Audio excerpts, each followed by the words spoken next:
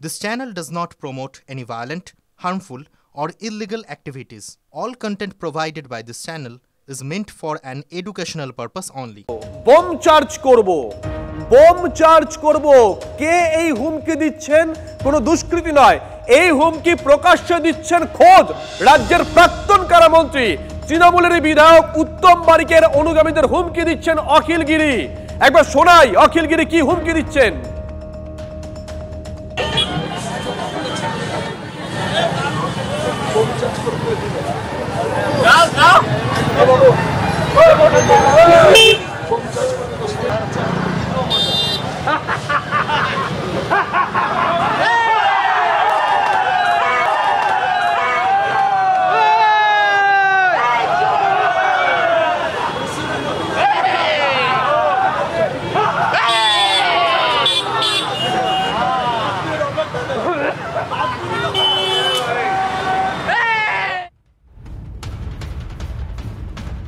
কনিষ্ক আমাদের সঙ্গে রয়েছেন, আমাদের সহকর্মী। কনিষ্ক, কি থেকে এই ঘটনার সূত্রপাত? এক, অখিলগিরি হুমকি দেওয়ার পর পিছনে দেখলাম বেশ কয়েকজন হা হা করতে করতে যাচ্ছিলেন, তাচ্ছিল্য করছিলেন, তারা কারা?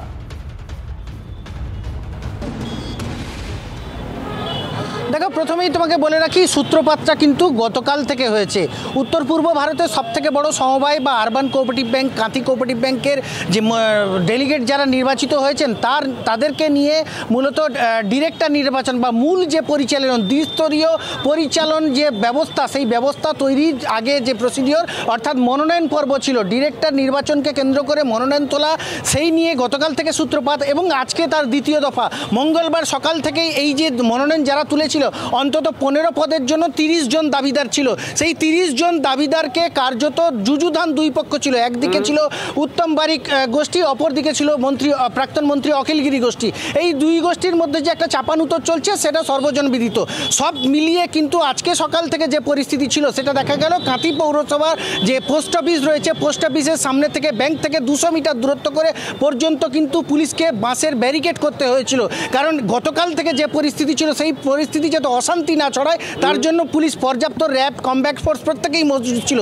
কিন্তু সকাল থেকে দেখা গেল সকাল ঠিক 10টা 30 মিনিট নাগাদ যখন প্রাক্তন মন্ত্রী অখিল গিরি তিনি বাইকে করে আসছিলেন, তখন কাঁথি থানার সামনে বেশ বহু কর্মী সমর্থক, তারা উত্তম বারিক ঘনিষ্ঠ বলে জানা যাচ্ছে, তারাই কিন্তু জমায়েত হয়েছিলেন এবং তারা প্রথমে অখিল গিরিকে কটূক্তি করেন। তার প্রত্যুত্তরে দেখা যায় প্রাক্তন মন্ত্রী অখিল গিরি তিনি কিন্তু বোম চার্জ করবেন, এই কথাটা ওই কর্মী সমর্থকদের উদ্দেশ্যে বলেন।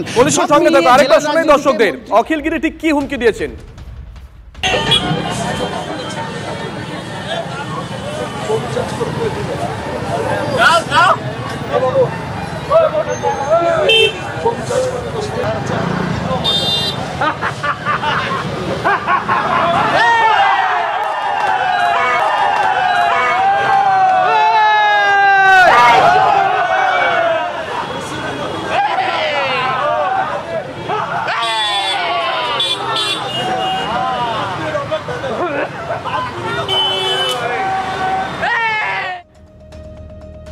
কনিষ্কর কাছে আরেকবার যাই। কনিষ্ক, এ যেন বুনোল আর বাঘাতে তুল। অখিলগিরি হুমকি দিচ্ছেন আর উত্তম বারিকের লোকজন তাচ্ছিল্য করছেন, মজা নিচ্ছেন।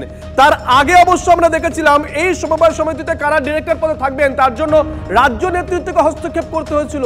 তারপরেও এই ছবি, প্রাক্তন মন্ত্রীর মুখ থেকে হুমকি।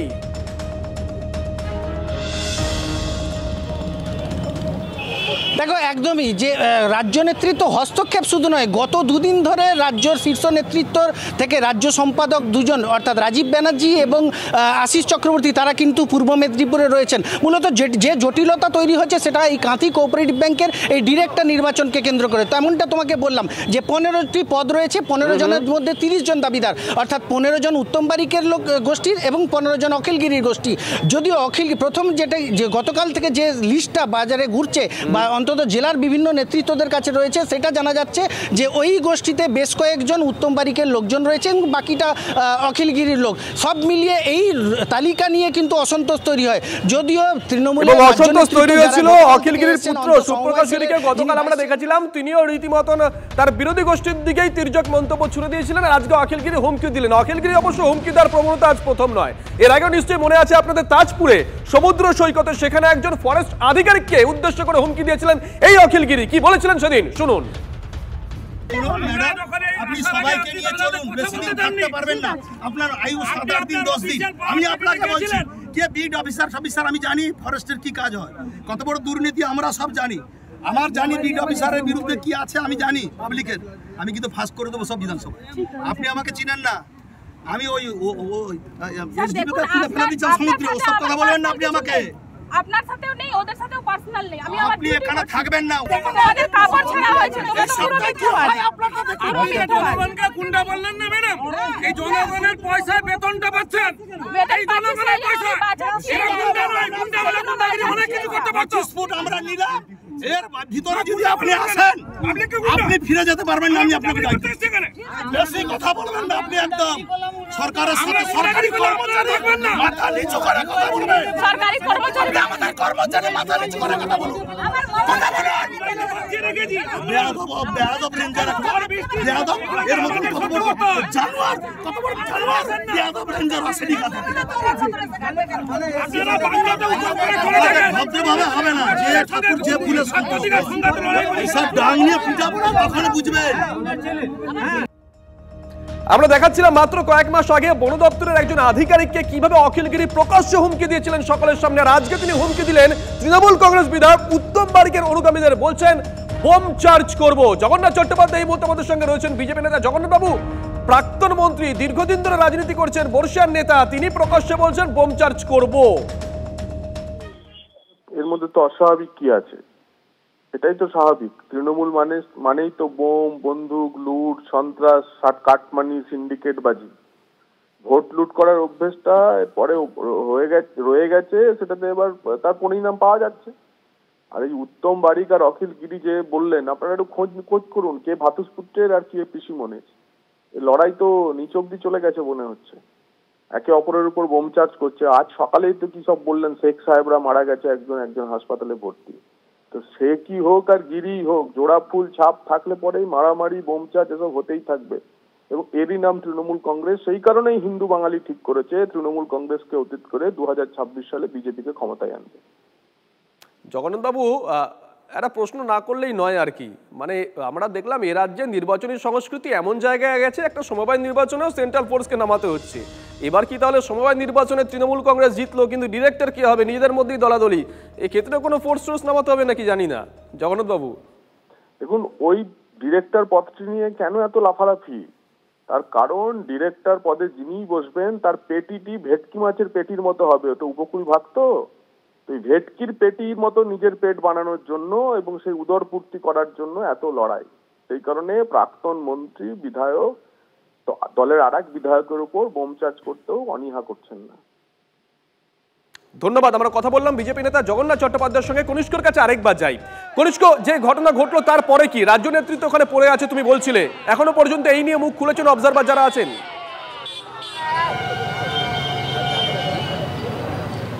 দেখো, সমগ্র বিষয় নিয়ে যদিও রাজ্য নেতৃত্ব এখনও পর্যন্ত যে কথাটা বলছে কিছুটা গোল বেশ কিছুটা তাদের মন্তব্য, অর্থাৎ রাজীব চক্রবর্তী যেমনটা বলছেন এবং আশিস চক্রবর্তী প্রত্যেকেই কিন্তু কোথাও না কোথাও পৃথিবীটা যেমন গোল, সেই এক বিন্দু থেকে আরেক বিন্দু, অর্থাৎ বাইরে কে কি বলেছে, কে কি করেছে, কে কাকে চোর স্লোগান দিয়েছে, সেই বিষয়টাই তারা ঢুকতে চাইছেন না। মূলত তারা যেটা বলছেন, তৃণমূল মনোভাবাপন্ন মানুষজন যারা রয়েছেন তারা এই ব্যাংকে মনোনয়ন করবেন 15 জন দাবি আসন, 15টি আসন, 30 জন দাবিদার। তাহলে এর মধ্যে থেকে কে আত্মবলিদান দেবেন সেটাও কিন্তু একটা বড় প্রশ্ন জাগছে।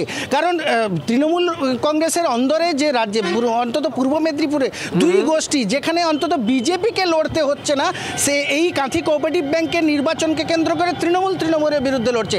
অর্থাৎ শাসকের গোড়া থেকে যে মাথা পর্যন্ত যে গোষ্ঠী কোন্দলটা রয়েছে সেটা কিন্তু এই কাঁথি সমবায় ব্যাংকের নির্বাচন বা ডিরেক্টর নির্বাচনে মনোনয়ন দেওয়া বা জমা দেওয়া তোলাকে কেন্দ্র করে কিন্তু সুস্পষ্ট হয়ে গেল। দেখুন, অখিলগিরি বোম চার্জ করার হুমকি দিচ্ছেন প্রকাশ্য দিবালোকে, তার নিশানায় রয়েছে দলেরই আরেক বিধায়ক উত্তম বারিকের অনুগামীরা। এর আগে অবশ্য এক তৃণমূল কংগ্রেস নেতাকে আমরা দেখেছিলাম প্রকাশ্যে বোম চার্জের কথা বলতেন, অনুব্রত মণ্ডল। আরেকবার স্মরণ করিয়ে দিই সেদিনকে তিনি কি বলেছিলেন। নির্দল প্রার্থী বাড়িতে হুমকি দেয়, তার বাড়িটা ভেঙে চালিয়ে দেয়, তার বাড়িটা ভেঙে চালিয়ে দেয়। কোন নির্দল প্রার্থী যদি কোনো হুমকি দেয় তার বাড়িতে চড়াও হন, এইটাই কিন্তু আমি বলতে এসছি। আর আপনাদের সামনে মলয় ঘটক বলবে কোন নির্দল প্রার্থীকে ভোট নয়, আর যদি কোনো প্রশাসন ভাবে নির্দলকে সমর্থন করব, সেই প্রশাসনের পুলিশের উপরে বোম মারুন। আমি বলছি অনুব্রত মণ্ডল সেদিনকে হুমকি দিয়েছিলেন, বিস্তর চর্চা হয়েছিল, আজকে হুমকি দিচ্ছেন অখিল গিরি, দলের আরেকজন বিধায়ক উত্তম বারিক, তার অনুগামীদের দিকে হুমকি দিচ্ছেন অখিল গিরি। তিনিও বলছেন বোম চার্জ করা হবে। শুনুন কি বলেছেন।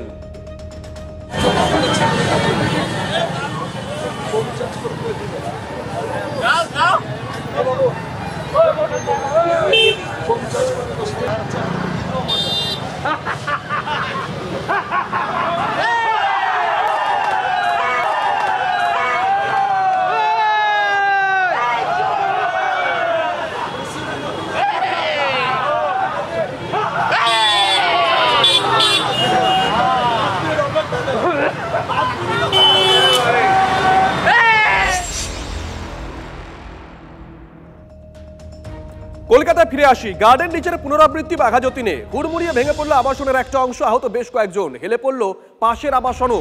গত বছর মার্চ মাসে গার্ডেন রিচে বহুতল ভেঙে মৃত্যু হয় 10 জনের। নিশ্চয়ই মনে আছে আপনাদের, ভয়াবহ সেই স্মৃতি এখনো টাটকা। তার মধ্যেই আজকের এই ছবি, যে ছবি আমরা দেখাচ্ছি TV9 বাংলার পর্দায়। সুজয় আমাদের সঙ্গে রয়েছেন, আমাদের সহকর্মী। সুজয়, অনেকটা সময় তো পেরিয়ে গেল, কি করে ভেঙে পড়লো এখনো পর্যন্ত কেউ এই বিষয়ে মুখ খুলেছেন? দেখো, সেটা এখন একটা বিস্তর পরীক্ষা নিরীক্ষা পুরসভার তরফ থেকে করা হবে যে কেন ভেঙে গেল। আমি একটু তোমাকে একটা ছবি দেখাই, যেখানে বাড়িটি হেলে পড়েছে ঠিক পাশের বাড়ির ছাদেই আমি রয়েছি। আমার হাত যদি এগোনো যায় তাহলে প্রায় 1.5 থেকে 2 হাত দূরত্বে এই ফ্ল্যাটটি। তুমি যদি সমান্তরালভাবে দেখো, এই যে ফ্ল্যাটের ছাদে আমি রয়েছি, প্রায় 45 ডিগ্রি, যদি ম্যাপ কম্পাসে বা জ্যামিতির হিসাব দেখা হয় তাহলে প্রায় 45 ডিগ্রি অ্যাঙ্গেল হেলে রয়েছে।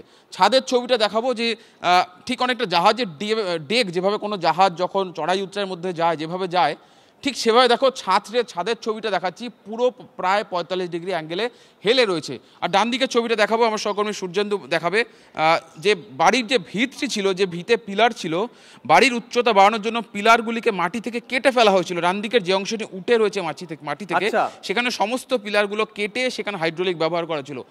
স্থানীয় বাসিন্দারা বলছেন যে এটাই অন্যতম কারণ হতে পারে এই বাড়িটি হেলে যাওয়ার, অর্থাৎ মাটি থেকে সম্পূর্ণভাবে এই বাড়ির ডান দিকের অংশের যোগাযোগটা বিচ্ছিন্ন হয়ে গেছিল। আরও একটা ছবি দেখাবো শুভজিৎ, দেখানোর জন্য আমার সহকর্মী সূর্যেন্দুকে বলবো একটু দেখানোর জন্য। বাড়িটি হেলে পার্শ্ববর্তী একটা পুরনো বাড়ির ছাদের উপরে পড়ে রয়েছে, তুমি দেখতে পাবে, এবং একটি নারকেল গাছও ভেঙে গেছে। কার্যত এই গোটা 4তলা ফ্ল্যাটটি এখন এই পুরনো বাড়ির ভরসায় রয়েছে। যদি এই বাড়িটি না থাকতো তাহলে এই ফ্ল্যাটটি কিন্তু মাটিতে ধসে যেত, সম্পূর্ণভাবে ভেঙে যেত। একদম কাছ থেকে সেই ছবি আমরা দেখাচ্ছি, যে কি ভয়ঙ্কর, কি বড়সড় বিপর্যয়, কি ভয়ঙ্কর দুর্ঘটনা এড়ানো গিয়েছে যদি মানুষজন থাকাকালীনই এই ঘটনা ঘটতো। এবং আর এই যে ফ্ল্যাটটি যে জায়গায় অবস্থিত, কিছু সময় আগে আমরা প্রায় একজনের সঙ্গে কথা বললাম, যার বাড়ি যিনি এই এলাকার 35 বছরের বাসিন্দা। তারা বলছেন যে 20 বছর আগে এখানে একটি খাল ছিল, সেই খালটিকে বোঝানো হয়েছে এবং সেই বোঝানোর ক্ষেত্রে সঠিকভাবে বোঝানো হয়নি, অর্থাৎ মাটি বোঝানোর ক্ষেত্রে যে পদ্ধতি মেনে রাখা দরকার, যে দীর্ঘদিন মাটি ফেলে রাখা, সেটা করা হয়নি, যে কারণে গত 3 বছর ধরেই এই আবাসনটি অনেকটাই হেলেছিল। কিন্তু গার্ডেন রিচের ঘটনার পর এখানকার যিনি রয়েছেন প্রমোটার তাপস সাহা, যার একটি বাঘাযতীনে বেডিংয়ের দোকান রয়েছে, তিনি বলেন যে এই বাড়িটিকে যদি আবাসিকরা, যারা ফ্ল্যাটের বাসিন্দারা রয়েছেন, তারা চাইলে তিনি বাড়িটিকে ঠিক করবেন, অর্থাৎ যেদিকটা হেলে গিয়েছে সেদিকটা সোজা করার চেষ্টা করবেন। কিন্তু প্রশ্ন সেখানেই যে এইভাবে হাইড্রোলিক বসিয়ে যেভাবে তিনি উচ্চতা বাড়াচ্ছিলেন, সেক্ষেত্রে প্রথমত সঠিক নিয়ম মানা হয়নি, দ্বিতীয়ত পুরসভার কোনো অনুমতি নেওয়া হয়নি। পুরসভার যদি অনুমতি নেওয়া হতো তাহলে কিন্তু তারা সঠিক নিয়মটি বলে দিতেন এবং তাহলে এই ধরনের ঘটনা ঘটতো না। এক রাতের মধ্যে কয়েকটি পরিবার মাথায় ছাদ হারিয়ে ফেলতেন না। এই পরিস্থিতিতে কিন্তু কয়েকটি পরিবার চরম অসহায়তায় পড়েছেন। তারা ফ্ল্যাট কিনেছেন, টাকা সম্পূর্ণ শোধ করেছেন, তারপর তারা কার্যত ভিটেমাটি ছাড়া হয়ে পড়েছেন, মাথার পরে যে ছাদ সেটাও হারিয়েছেন। ফলে চরম অসহায়তা, অনিশ্চয়তা, এবং আশেপাশের যারা বাসিন্দারা তাদেরকে অনেককেই পুলিশের তরফ থেকে নিরাপত্তার জন্য বাড়ি তোমার কাছে প্রতিবেশীরা কি বলছেন, আশেপাশের যারা বাসিন্দা আছেন তারা কি বলছেন একবার শোনাই। 17 তারিখ থেকে কাজ শুরু হয়েছে, ঠিক আছে। এবার আজকে যখন এরকম হিলে যাচ্ছে তখন ওরকম কি বলে, এই বাড়ির বৌদি আমাকে ফোন করে বললেন যে তুমি আসো শিউলি, তাড়াতাড়ি তোমাদের বিল্ডিংটা কেরকম একটা আওয়াজ হচ্ছে বিশাল। তা আজকে শনিবার দিনকে একটু লিফটিং করেছে ওরা, করার পরে আজকে 2-3 দিন বন্ধ ছিল কাজ। চোখের সামনে বাড়ি হেলে ভেঙে যেতে দেখলেন? না, আমি এসে যখন দেখেছি তখন দেখছি বাড়িটা অলরেডি হেলে গেছে, ছাদটাও চলে গেল। এবার কি করবেন? জানি না কি হবে, আমরা এখনো কিছু বলতে পারছি না। টাকা পয়সা দেওয়া হয়ে গেছিল, ফ্ল্যাটের টাকা শেষ, মানে শোধ করা হয়ে গেছে? ফ্ল্যাট তো বহুদিন আগে কেনা হয়ে গেছে। একটা জলা ডোবা জমিতে আমরা কমন সেন্সে এটা বুঝি প্রপার পাইলিং হওয়াটা উচিত। সেই প্রপার পাইলিং করে আপনি 4 তলার কনস্ট্রাকশন করুন। এবার এই ফ্ল্যাটটা আনঅথরাইজড, যেটা যেভাবে কনস্ট্রাকশনটা হয়েছে ম্যাক্স টু ম্যাক্স 2 তলা থেকে 3 তলা হওয়া উচিত, তাও প্রপার পাইলিং হয়নি। তো আমরা এটা জানতাম, এটা আশাতীত, এটা এক্সপেক্টেড এরকম একটা ঘটনা ঘটবে। প্রমোটার এসে এই পুজোর আগে বললো যে লিফটিং করাবেন, তাহলে যে পুরোপুরি আপনার তাহলে ঢালফাল সব ঠিক হয়ে যাবে, ওই দিকটা একটু উঁচু করে দিলে পুরো বিল্ডিংটা ঠিক হয়ে যাবে, 2 মাসের মধ্যে সব কিছু হয়ে যাবে। সেই মতো আমরা শুধুমাত্র খাবার জিনিসপত্র, যে বানাবার জিনিসপত্র শুধু নিয়ে, আজ বিছানা আর কিচ্ছু নিয়ে যায়নি। এখন আমাদের মাথার ছাদটাই তো চলে গেল, আমরা এখন কি করব?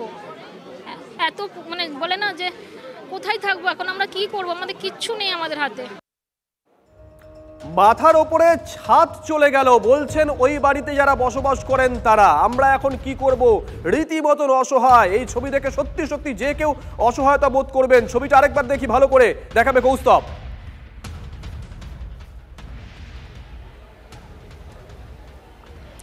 একদমই, দেখো আমি এই মুহূর্তে যেই জায়গাটায় রয়েছি সেখানে কিন্তু দেখো তুমি এই ছবিটা, এই বাঘাযতীনের যে জায়গাটায় এই ঘটনাটা ঘটেছে 99 নম্বর ওয়ার্ডে, ঠিক বিবেকানন্দ অ্যাথলেটিক ক্লাবের কাছে। বাড়িটা একেবারে হেলে পড়ে আছে, তলার অংশ অনেকটা ড্যামেজ হয়ে গেছে, ভেঙে গেছে, এবং পাশে যে আশেপাশে যে বাড়ি আছে সেই বাড়িটার গায়ে হেলে পড়ে আছে।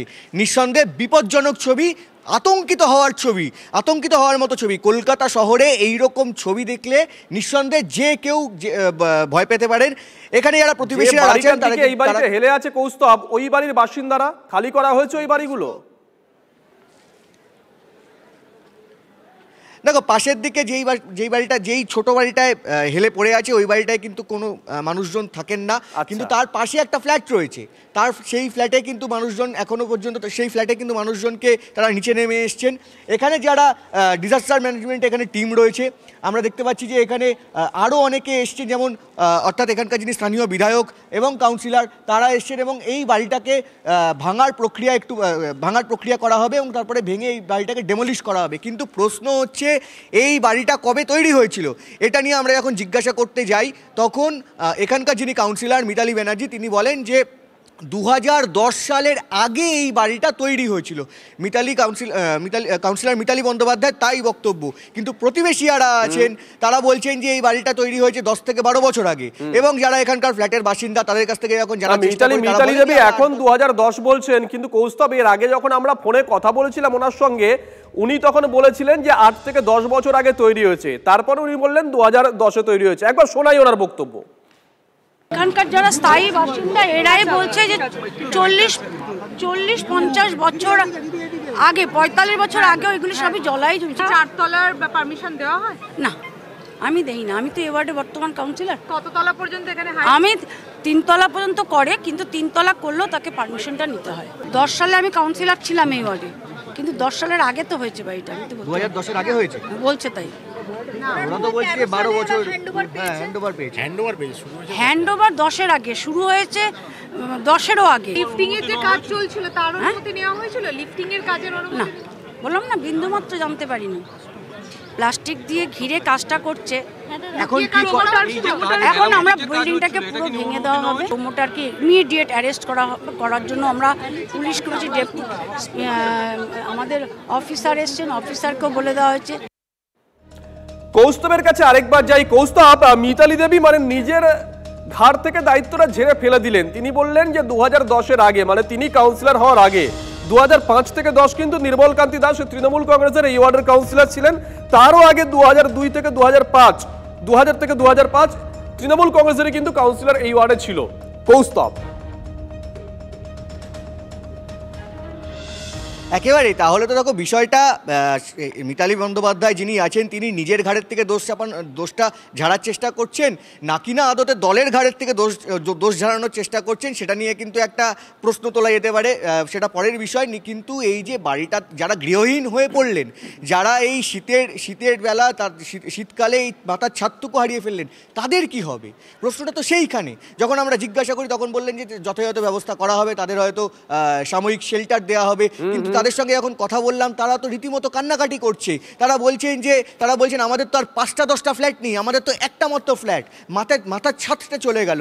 এবং আরও একটা বিষয় শুভজিৎ, যখন ফ্ল্যাট কেনা হয় বা অনেকে আছেন যে কলকাতা শহরে তারা হুজুকে পড়ে অনেক সময় আমরা ফ্ল্যাট কিনে ফেলি, তারা বলছেন যে আমরা যথাযথ কাগজপত্র দেখেই ফ্ল্যাটটা কিনেছি। এখানকার যিনি বিধায়ক দেবব্রত মজুমদার, তার সঙ্গে যখন কথা বলছি তিনি বলছেন যে আমরা বারবার বলে থাকি যে কলোনি ল্যান্ডের ওপরে 4তলা বাড়ি হয় না, এবং কলোনি ল্যান্ডের ওপর যখন আপনারা ফ্ল্যাট কিনবেন তখন বুঝে শুনে কিনবেন। অর্থাৎ একে অপরের জায়গায় দোষ ঝেড়ে ফেলার এখন প্রক্রিয়া চলছে। নজর থাকবে কৌস্তব। এদিকে বাড়ির মালিকদের বিরুদ্ধে এফআইআর দায়ের করার সিদ্ধান্ত কলকাতা পুরসভার। বিদ্যাসাগর কলোনির এই বাড়ির মালিকদের বিরুদ্ধে ব্যবস্থা নেবে পুরসভা। বাড়িটি প্রায় 10 বছর পুরনো। বাড়ির উচ্চতা বাড়ানোর কাজ চলছিল অনুমতি ছাড়াই, জানিয়েছেন কলকাতার মেয়র ফিরহাদ হাকিম। বাড়িটি ভেঙে দেওয়া হতে পারে জানিয়েছে পুরসভা কর্তৃপক্ষ।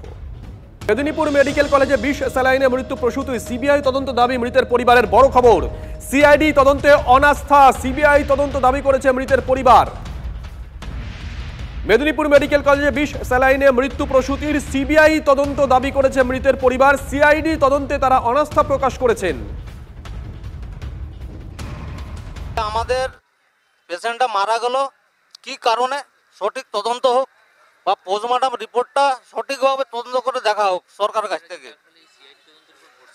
না আমরা ভরসা রাখতে পারছি না। আমরা চাইছিলাম সিবিআই তদন্ত হোক, এই বিষয়টা পুরোটা সিবিআই তদন্ত হোক, ভালোভাবে নিখুঁতভাবে দেখা হোক, কেন আমাদের এই দুধের শিশুগুলোকে মা হারা হতে হলো।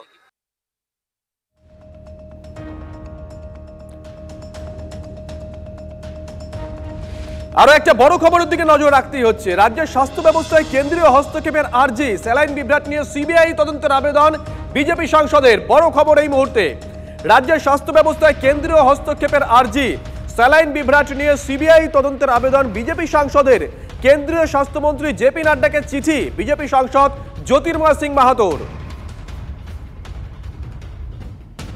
ভারত সরকারের যিনি স্বাস্থ্যমন্ত্রী মাননীয় জেপি নাড্ডাজি মহাশয়কে আমি পত্র লিখেছি, এবং পত্র দিয়ে তাকে আমি বলেছি কি পশ্চিম বাংলাতে বর্তমান কি অবস্থা চলছে। তৃণমূল কংগ্রেসের যারা ফোঁড়েরা দালালরা আছে তারা রোজগারের জন্য এই কোম্পানিকে এবং এই ওষুধ কারবার ব্যবহার করছে।